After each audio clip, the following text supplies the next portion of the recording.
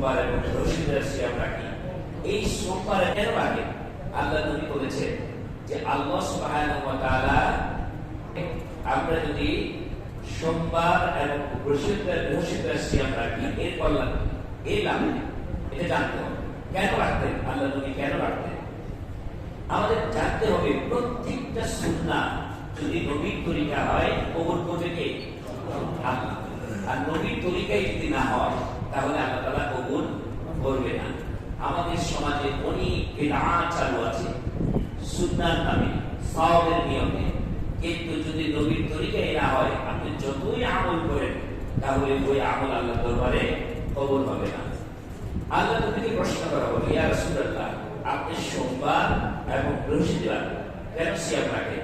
তখন বলা হলো যে তোমরা কি জানো যে এই সোমবার এবং বৃহস্পতিবার আমাদের প্রত্যেক বান্দার আমলগুলি আল্লাহর দরবারে উপস্থিত করা হয়। কার দরবারে?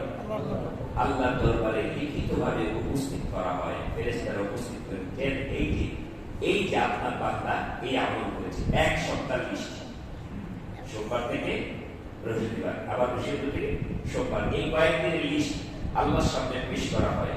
এখানে আপনি কয়েকটা সালাত পড়েছেন, কয়েকটা পড়েন নাই, আপনি কয়টা সিয়াম রেখেছেন, কয়টা রাখেন নাই, সবকিছুকে